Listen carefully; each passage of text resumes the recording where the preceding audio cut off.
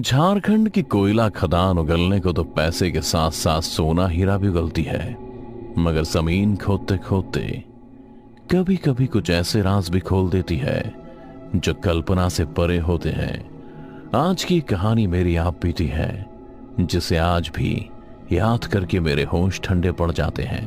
दरअसल बात उन दिनों की है जब मैं सरकारी ठेकेदार बनकर झारखंड के कोयला खदानों की जांच पड़ताल के लिए बोकारो गया था। शुरुआती दिनों में मुझे सब कुछ ठीक लग रहा था। मुझे उस खदान का पता चला जहां जाने के लिए मैं स्पेशली बोकारो आया था। कहने को तो ये खदान सालों से बंद थी, पर मैं ये बात भी जानता था कि ये सिर्फ एक दिखावा भर है जिससे सरकार और सरकारी आदमियों की आंखों में धूल झोंकी जा सके। खदान तो सालों से बंद थी, पर उसके आसपास लोगों की पूरी बस्ती रहती थी जो देर रात को चाय की दुकान पर आते जाते रहते थे। ठंड बहुत थी तो मैंने भी टीन की शेड की बनी टेबल पर अपना कंबल डाला और सिरहाने अपना बैग रख आसपास टॉर्च चमकाने लगा। दरअसल मैं चाय की दुकान के मालिक को बुला रहा था। काफी टाइम से इस जगह पर आते हुए हम दोनों की अच्छी जमने लगी थी। तभी किसी ने मुझसे कहा, अच्छा मालिक, आज तो ठंड बहुत ज्यादा है, तो लाल चाय पियोगे क्या? लाल चाय का नाम सुनते ही मैंने चौंकते हुए चाय वाले से कहा, लाल चाय? क्या खून से बनाते हो क्या? मेरी बेतुकी बात पर हम दोनों हंसने लगे थे, पर तभी चाय वाले ने अपनी जेब से शराब की बोतल निकाल कर मेरे सामने रख दी। फिर मुस्कुराते हुए मुझसे कहा, साहब, ये हमारी लाल चाय, कसम से 2 पैक पीते पूरे तन बदन में आग सी फूटने लगती है। शराब को देखते ही मेरा मन ललचा तो गया था, पर मैंने चाय वाले को यह कहकर मना कर दिया, नहीं श्याम, आज मैं बहुत थक गया हूं, फिर कभी, अभी मैं सोने जा रहा हूं। क्या साहब जी, आप पिछले 3 हफ्तों से मेरी दुकान पे आ रहे हैं, दुनिया जहान की सारी बातें बताई हैं आपने मुझे, आपका घर परिवार कैसा है, सब कुछ। दिखने में भी ठीक घर से लगते हो, फिर भी रात में इतनी छोटी सी दुकान पर ही आते हो, सो जाते हो। कुछ पूछें तो सोने का नाटक करते हो। क्यों साहब जी, आज भी कुछ बोलोगे या आज भी सो जाओगे? चाय वाला मुझसे कहते हुए मुझे नींद से उठाने की कोशिश करने लगा, पर उसे ये बात कौन समझाए कि नींद से उसे जगाया जा सकता है जो सोया हो। जो सिर्फ सोने का नाटक कर रहा हो उसे नहीं। पर पता नहीं उस रोज क्या हुआ, मेरी आंख सच में लग गई थी। मैं अभी आधी नींद में ही था कि तभी टीन शीट पर तड़ातड़ पत्थरों की बारिश होने लगती है। शोर सुनकर ही मेरी नींद खुल गई। मैंने जैसे ही होश संभाला तो देखा चाय वाला नीचे जमीन पर नशे में धुत सोया हुआ है। मैंने जब बाहर देखा तो चारों तरफ मौत की शांति पसरी हुई थी। घड़ी में 3 बज रहे थे। गौतम, यही सही मौका है। जिस मकसद के लिए तू यहां आया उसे पूरा करने के लिए इससे अच्छा मौका तुझे फिर कभी नहीं मिलेगा। अब और मत सोच। मैं खुद से कहता हुआ बंद पड़ी कोयला की खदान की ओर चल दिया। मैं अभी कुछ ही कदम दूर गया था कि नशे में धुत चाय वाले ने बड़बड़ाते हुए कहा, कहाँ जा रहे हो साहब? अभी कफन तो अपने साथ लेकर जाओ। चाय वाले की बात सुनते ही मेरे पैर जम से गए, पर जैसे ही मैं पीछे मुड़ा तो देखा चाय वाला नींद में वासी ले रहा था। मैंने भी चाय वाले की बात को महज एक इत्तेफाक समझ खदान के अंदर की ओर चल दिया। खदान के अंदर जाते ही मुझे ठंड लगने लगी थी। मुझे ऐसा महसूस हो रहा था जैसे मैं किसी और ही दुनिया में आ गया हूं, और इस दुनिया में सिवाय अंधेरे के कुछ भी नहीं है। साथ ही मुझे ऐसा भी महसूस हो रहा था मानो जैसे मुझे कोई पीछे से घूर रहा है या फिर मेरे साथ साथ ऊपर उड़ रहा है। पता नहीं ये सब मेरी कल्पना पर थी या फिर सब मेरा साथ सच में हो रहा था। डर मत गौतम, बस कुछ कदम और चलना है, फिर तेरे दादा का सपना पूरा हो जाएगा। गौतम, वो हीरा उसे यहीं कहीं दफन होना चाहिए। आखिर इस खदान तक पहुंचने के लिए तूने इतनी मेहनत जो की है, अब इतने करीब आकर हार मत मान गौतम। मैं किसी तरह खुद में हिम्मत भर खदान की ओर चले ही जा रहा था। तभी मैंने किसी के रोने की आवाज सुनी। मेरी आंखों के ठीक सामने एक आदमी अंधेरे में से निकलकर अपने हाथ में एक छोटी सी लड़की की लाश लिए पिलक पिलक कर रो रहा था और चीख चीख कर सबसे कह रहा था, कोई है? मेरी बेटी बोल नहीं रही है, कोई सुन रहा है क्या? कोई तो मेरी मदद करो, पता नहीं इसे क्या हो गया है, कोई इसका इलाज कर सकता है क्या? फिर वही शख्स मेरे सामने आकर मेरे पैरों में अपनी पेटी रखकर उसे होश में लाने की कोशिश करने लगा। भाई साहब, आप तो मेरी मदद कीजिए। देखिए ना, पूरा शहर जल रहा है, सारी दुकानें जल रही हैं, लोग जल रहे हैं, पर कोई कुछ बोलता ही नहीं है।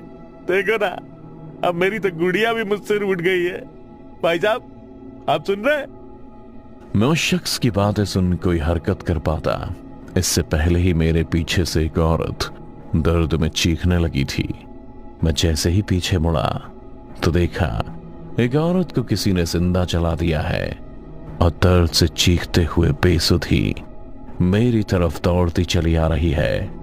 औरत को जलता देख और उसकी चीखें सुन मेरा खून सूखने को हो गया था। मैं डर के मारे पीछे ही हुआ था कि तभी मुझे अपने पैर पर किसी के हाथ महसूस हुए। मैंने जैसे ही नीचे देखा तो मेरे होश उड़ चुके थे।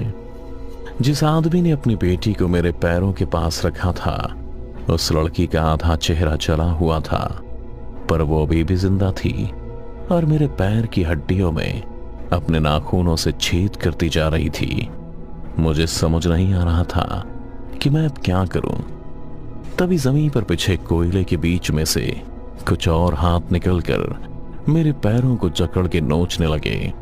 खदान की जमीन से निकले हाथ धीरे धीरे मेरे शरीर को नीचे जमीन में खींच रहे थे, पर जब तक मैं खुद को संभाल पाता तब तक बहुत देर हो चुकी थी।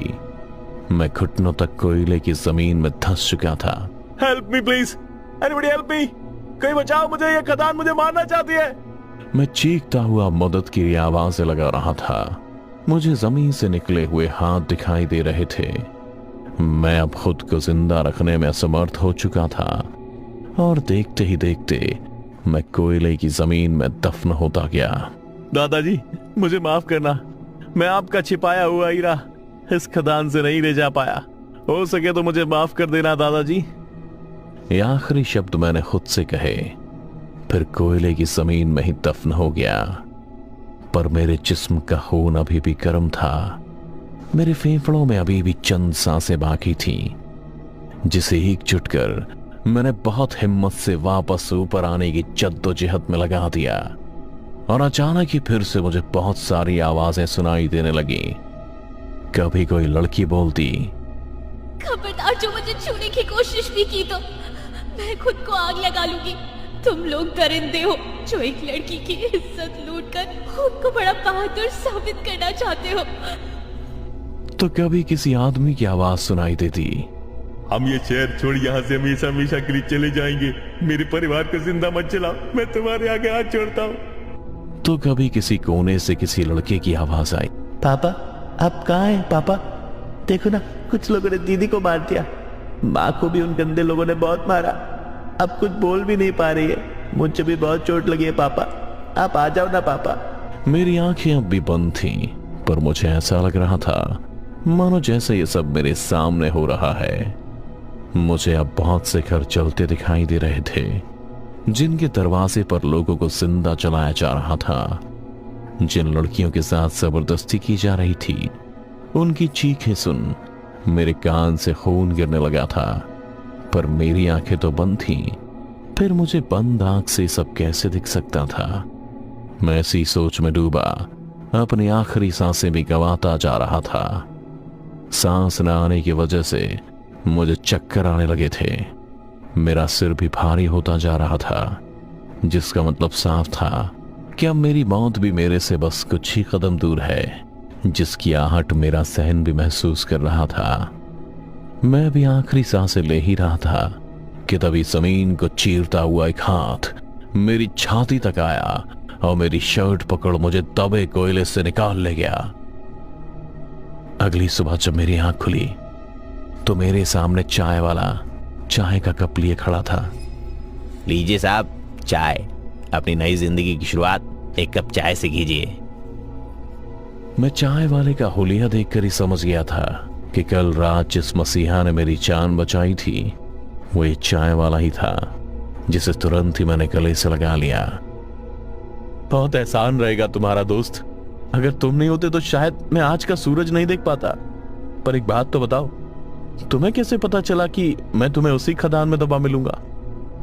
मेरे सवाल पर चाय वाले ने कहा, क्योंकि साहब जहां आपको वो आत्माएं अपने साथ दफन कर रही थी वहां आपसे पहले मैं 2 और लोगों की जान और बचा चुका हूं, इसीलिए मुझे पता था कि आप कहां मिलेंगे। आत्माएं? क्या बोल रहे हो तुम? हाँ साहब जी, आत्माएं। ये उन लोगों की आत्माएं जिनको 1984 बुखारों के दंगों के दौरान मारा गया था, जिनकी शिनाख्त के लिए परिवार का कोई सदस्य बचा ही नहीं। ऐसी अनगिनत लाशों को इस कोयले की खदान में लावारिशों की तरह दफना दिया गया, जो आज भी यहाँ हर आने जाने वालों को अपने साथ हुई दरिंदगी की झलकियां दिखाती हैं और इंसाफ की गुहार लगाती हैं, पर उन्हें इंसाफ देने कोई नहीं आता। चाय वाले के कहते ही मुझे भी अब सब कुछ साफ साफ समझ आ गया था। क्यों वो लोग दर्द में चीख रहे थे, चिल्ला रहे थे। वो आग, वो लटकती लाशें, सब कुछ। मैंने पहले भी बुखारों के दंगे के बारे में सुना था, पर वो इतना भयानक होगा इसकी उम्मीद मैंने सपने में भी नहीं की थी। जिन आत्माओं ने मुझे अपने साथ हुई दरिंदगी की झलकियां दिखाई थीं, वो मंजर मुझे भुलाए नहीं भूलता है। दादाजी का हीरा तो कभी मुझे मिला नहीं और ना ही अब मुझे उसका कोई लालच है। बस अब उन लाशों को इंसाफ दिलाने के लिए मैंने डिस्ट्रिक्ट कोर्ट में जनहित याचिका यानी PIL दाखिल कर दी है, इस उम्मीद में कि शायद मेरी इस कोशिश से किसी लाश को उसकी पहचान मिल जाए और इंसाफ भी।